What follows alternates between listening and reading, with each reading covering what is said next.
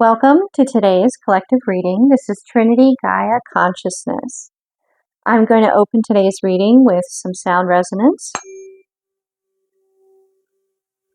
Just really set that intention that this is a time apart to, allow the synchronicities to come through, to open to Source Divine, communicating in a more intentional way, and however you may feel about the concept of angels, spirit team, ancestors, definitely allowing that to be a time where you can kind of know that they're coming closer to you.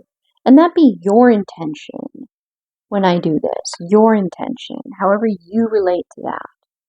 I know that my divine is close and is keeping this space as my divine desires it to be, a space to communicate, to connect.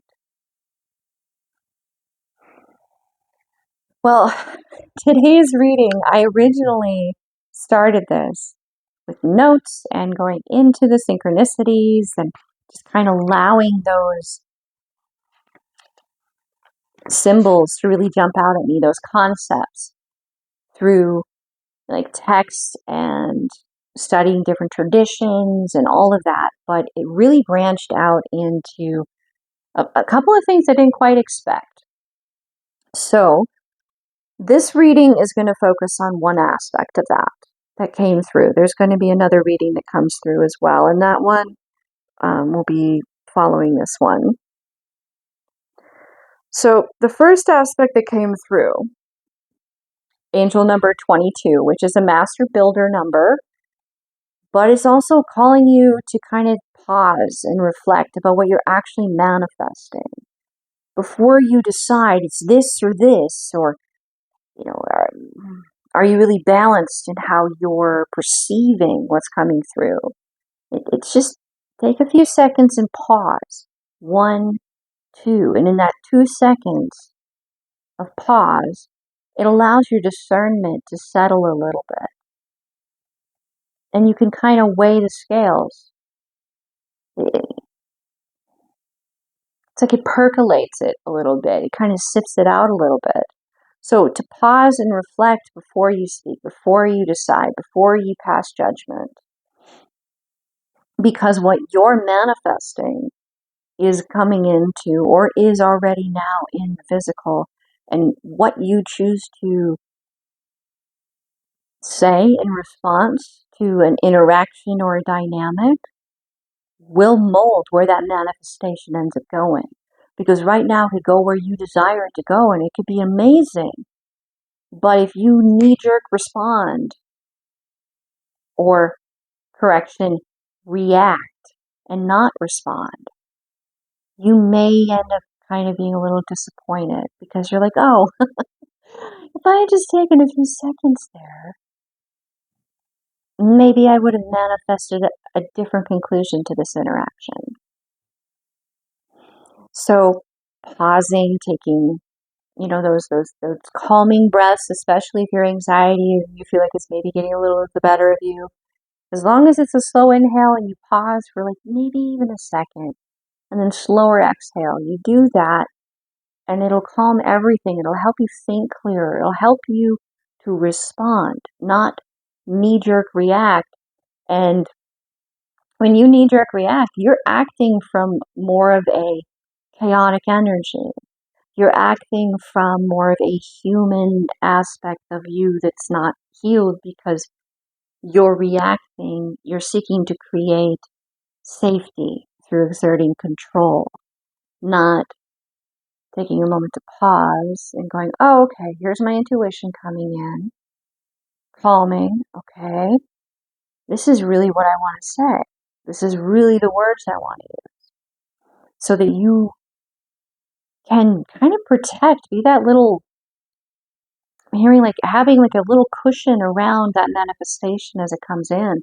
That's where the pause and reflect is. It's like shock absorbing a little bit for the chaotic energy that'll immediately come out. Maybe because you're so excited. Like you felt that right there, right? Maybe it's because you're so excited. But that's intense energy. And if you're communicating with other individuals that are sensitive, that may be too much for them. That may overload their system, especially if they have had their boundaries up so firmly so long. To have any emotion come through, it could feel way more intense to them than what you're feeling, you're actually expressing. So that pause and reflect is like a shock absorption.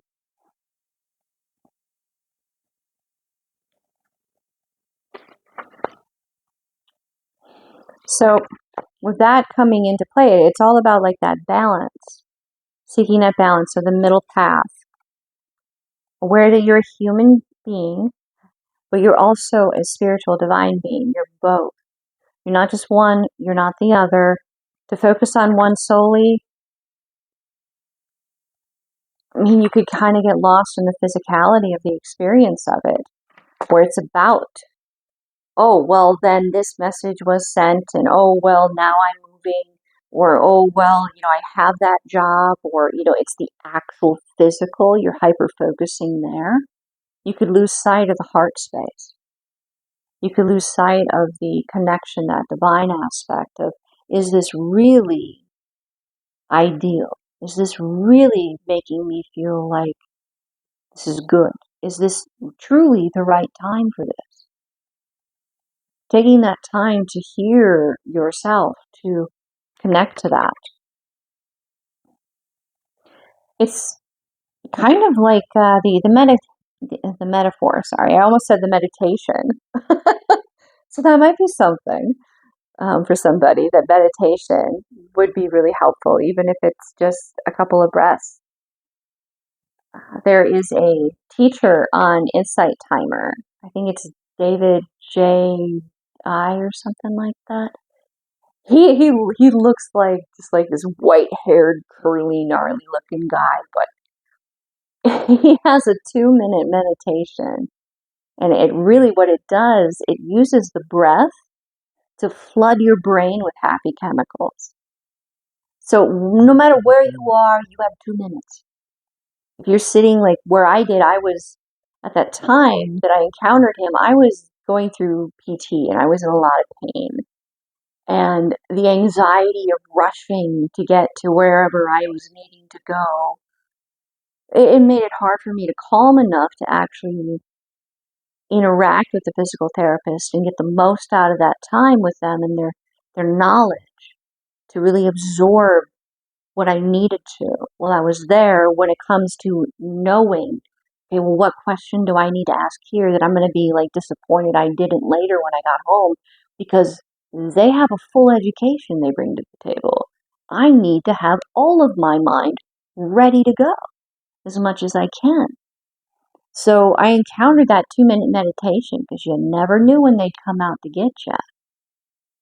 And it was amazing. It helped me ground and center and be more fully present mentally.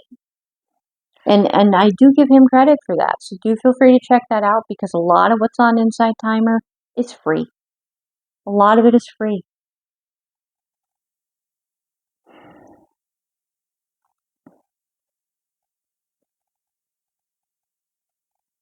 So finding that space where you can just kind of check in, ground, center, practice that discernment, pause, reflect. And you're not going to be perfect right out the gate. That's not fair to expect. Just as long as you continue to try to remind yourself, just like when you're working out, the more that you do something mindfully, meaning you're making an effort to keep reminding yourself that this is something you want to do. So you're like, oh yeah, I didn't do it there. Okay, well, I'm going to do it here. Okay, I did it there. Whoever you're interacting with will see that you're making an effort, and they will give you credit for it, because a lot of people don't take the time, put in the effort or the work to learn how to communicate with others in a way that is considerate of the impact of your mental state, your energetic presence, to the interaction that you're trying, they will give you credit for. Because really, what else could anybody ask? What more correction could anyone ask? See, right there, it wasn't perfect. I corrected myself. That's really what I meant to say. And someone will give you credit for that. Whoever this someone may be. Because you are trying, and that means the interaction matters to you. And the more that you do this, they know and you know, because of the focus that you're putting on it, that it'll become something that at some point you don't have to focus on mindfully, with intention, reminding yourself. It'll come naturally to you. It's a sign that, communicating with you will become something that they know you will be considerate of your impact on their energy, their emotion, their mental state.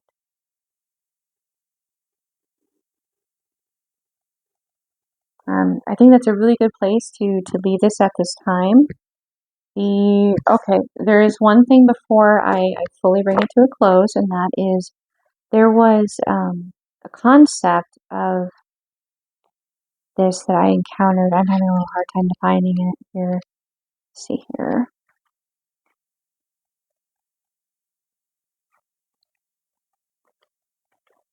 Okay. Oh, I'm gonna go right there. It's like right in front of me. Oh boy. Okay. So this is from the Bhagavad Gita, and it's like the perfect. It's like what balance is in words. So he who can see in action. By the way, this is two guys talking to each other. That's why it's he. Feel free to just kind of substitute that to she if you feel like it. It's not about gender. He who can see in action in the midst of action, and action in the midst of inaction, is wise and can act in the spirit of yoga.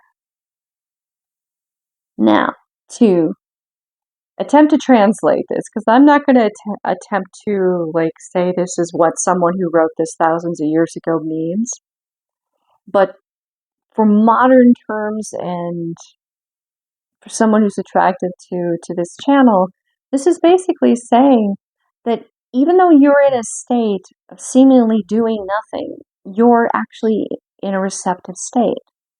You're receptive to whatever may be going on around you, pulling you in or interacting with you, pulling you into communication or interacting with you.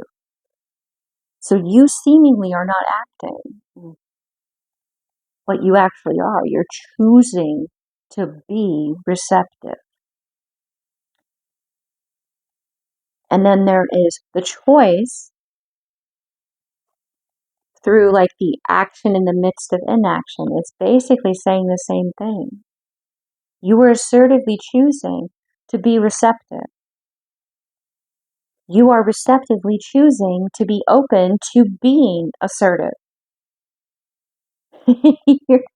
It's like this chicken and egg thing. This is balance. It's the constantly keeping both concepts up in the air. It's the juggling. I'm getting the visual of the Two of Pentacles.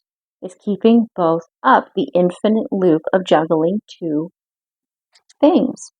Being in both a state of action and inaction simultaneously. Staying balanced. Because you're not dropping one or the other. They are in a state of balance. So they are always in this state. And that's where wisdom can come through. That's knowing of yourself, knowing of connection with the world around you and within you. All right. I'm going to leave this reading there then. The divine, the love within me, sees and honors the divine, the love within you. Namaste.